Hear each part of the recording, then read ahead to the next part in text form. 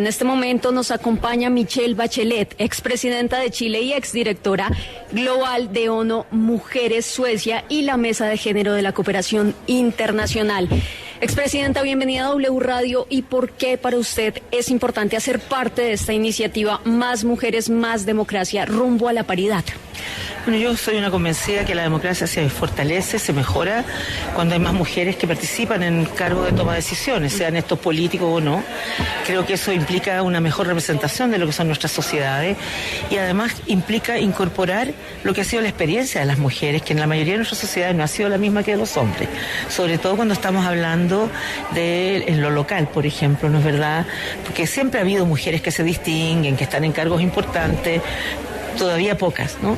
Y por lo tanto es súper importante, y yo estoy aquí invitada por unas mujeres y por la mesa y por la Embajada de Suecia, dada mi experiencia política, habiendo sido ministra de Salud y Defensa, de haber sido presidenta de la República 2 veces, de haber sido la primera directora de ONU Mujeres y después alta comisionada de Derechos Humanos, para poder tener un intercambio con las mujeres en base a ratificar el apoyo importante a todas las mujeres, intercambiar experiencias propias, ¿no es verdad?, de qué funciona, qué no funciona y dar algunas recomendaciones y consejos que ellas verán si las toman, si las consideran o no, pero también para darles todo el empuje, decir que las mujeres sí podemos, que las mujeres tenemos condiciones de liderazgo que son en algunos distintos a los hombres, pero que pueden enriquecer el ejercicio de la política. Yo siempre he dicho que cuando una mujer entra en política cambia muchas veces la mujer, pero cuando muchas mujeres entran en política cambia la política, y de eso se trata, de hacer una política más cercana a las personas, ¿no es verdad?, honesta, transparente, ¿no?, que se haga cargo de los problemas reales de las personas y que sea relevante y resuelva los problemas que aquejan a muchos ciudadanos. Señora Presidenta, bienvenida a nuestro país y gracias por atender a la W. No puedo dejar de preguntarle lo que está pasando en la Franja de Gaza. Usted que ha estado al frente de ONU Mujeres y de la Comisión de Derechos Humanos, ¿cuál es su opinión sobre esta sin salida que se ha presentado ante la propuesta del secretario Guterres de un alto al fuego?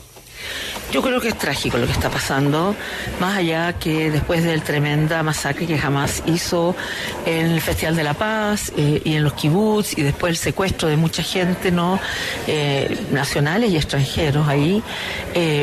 Israel tenía derecho a defenderse, sin duda, eso no cabe ninguna duda, pero las guerras tienen reglas, ¿no?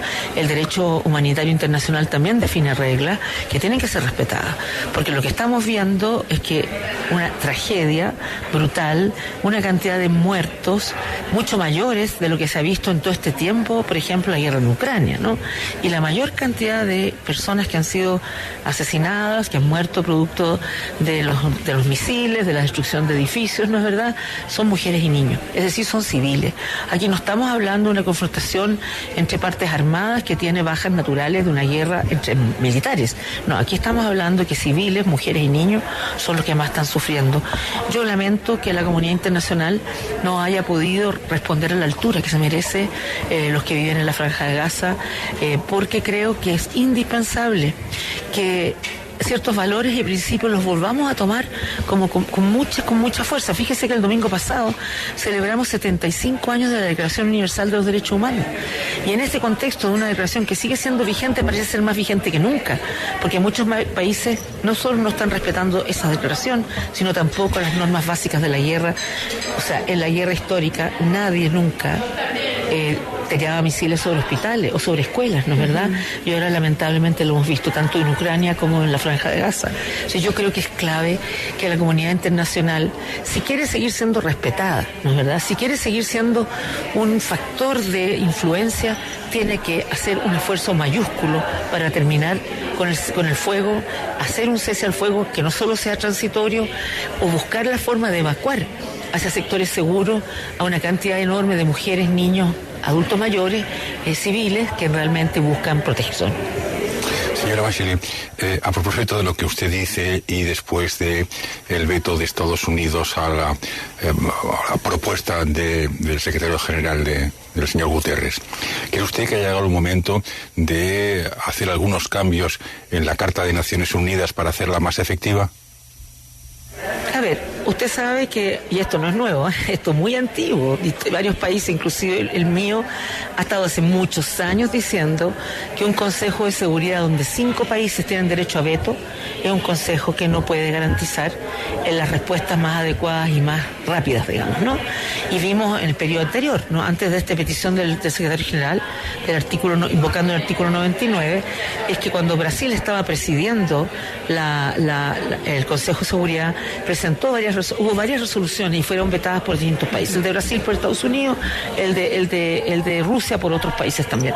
Entonces, la verdad es que hace rato que necesitamos la reforma del Consejo de Seguridad, porque además el Consejo de Seguridad, porque es el que tiene más relación con los temas de seguridad, como las guerras, ¿no? Hay otras reformas que se pueden hacer de distinto tipo, más que la Carta en sí misma. La Carta es una carta, y así como la Declaración de Derechos Humanos, es una carta de principios, de valores. Lo que nosotros creemos que el Consejo de Seguridad debería reformarse, pero con este mismo veto de los 5 principales, no ha sido posible, porque esto se viene discutiendo en Naciones Unidas hace muchos años, sobre todo por los países del sur, ¿no? Pero también por otros. Fíjese que es bien dramático porque se demoraron 15 años en una comisión en Naciones Unidas, hace muchos años atrás, para llegar a la decisión de empezar a discutir la necesidad de reformar. O sea, ya llevamos como 30 años en esto. Pero lo que pasa además es que ese Consejo de Seguridad, cuando se crea, posguerra, ¿no es verdad?, se crea en base a los poderes del momento, de los países importantes del momento. Pero hoy día tenemos países importantes, económicos, de poblaciones grandes, que debieran estar representados ahí también, y no como países no permanentes que de vez en cuando les toquen, que se van rotando. Y estoy pensando en la propia región. Brasil es uno de los países que sin duda tiene un peso importante, ¿no es verdad? Sudáfrica, en África, la India, por mencionar. O sea, los países se definirán, pero yo creo que tiene que tener una conformación diferente que responda al estado del mundo hoy día. Sí. ¿Y qué le puede decir a toda la gente que se pregunta cuántos miles de niños deben morir más antes de que pues se despierten esas conciencias de aquellos que han ignorado y fracasado su deber en luchar por la paz y la seguridad mundial? Bueno, yo esperaría que ni uno más, pero esto viene desde la guerra en Siria, los problemas en Myanmar, o sea, en todos los lugares donde ha habido conflicto, efectivamente son niños y mujeres los que más mueren, y eso es dramático. Y yo quisiera que muchas veces hubiera menos geopolítica y más pensamiento en las personas, en asegurar los derechos humanos de todas las personas y en particular de quienes son más afectados. Y bueno, yo no me moriré llamando a pensar en ello, a lograr resultados prontos en ello. Pero lamentablemente, cosas que nosotros dábamos por hechas, por supuestas, resulta que no son supuestas. Y uno no puede garantizar, por ejemplo, y vuelvo al tema que nos convoca acá en la cumbre electa, cuando uno ha tenido avance en los derechos de las mujeres, no quiere decir que esos están ganados para siempre. Porque siempre hay riesgo de retroceso. Lo mismo pasa en Ucrania. ¿Cuándo en Europa pensaron que iban a tener una guerra, no? Se pensaba que la paz era la naturalidad más, aparte de algunos conflictos que existían en muchas partes del mundo, sin duda, en el Asia, en África y en América Latina. Aunque América Latina con todo ha sido una zona de más paz que comparativamente a otras regiones. Entonces yo francamente creo que no debería morir ni un niño más. Creo que la única manera de hacer es tratar de alzar nuestras voces y alzar las voces de las naciones que están comprometidas a esto. Por eso es clave, por ejemplo, que nuestra América Latina tenga una voz más potente, ¿no es verdad?, para que seamos escuchados, no solo frente a estos temas, sino frente a los temas que a América Latina le competen. Y América Latina, por distintas razones políticas, el GRULA, que era un lugar de concentración, digamos, de los gobiernos de América Latina, y el Caribe, por distintas razones, ha estado menos activo, menos unido, y creo que es hora de que nos sigamos uniendo adentro de Naciones Unidas para alzar nuestras voces para que podamos hacer una diferencia. Y esa es la última pregunta, su inquietud. Si queremos una voz importante en Naciones Unidas que nos represente, pues tenemos la suya. ¿Por qué no le apostamos a su candidatura a la Secretaría General, teniendo en cuenta que tendremos primera mujer secretaria general? A ver, lo único que yo sé a este respecto es que efectivamente el próximo o próxima secretaria general correspondería a América Latina y que hay muchos que desearían que fuera una mujer, ¿ya? Otros no, hay hombres también en campaña, por supuesto. Yo no estoy en campaña en este momento. Creo que falta mucho todavía, como 3 años para que el secretario general Guterres continúe en su cargo. Él sabe que yo puede contar conmigo para lo que sea necesario, pero creo que falta tiempo. Imagínense, capaz que no esté viva para ese momento, así que no es momento ahora para tomar ese tipo de decisiones. No me cuadran las cuentas. Yo creo que hay unos que ya arrancaron la campaña, presidenta. Hay un par de personas que ya arrancaron la campaña, efectivamente. Sí, y algunos cercanos a este país.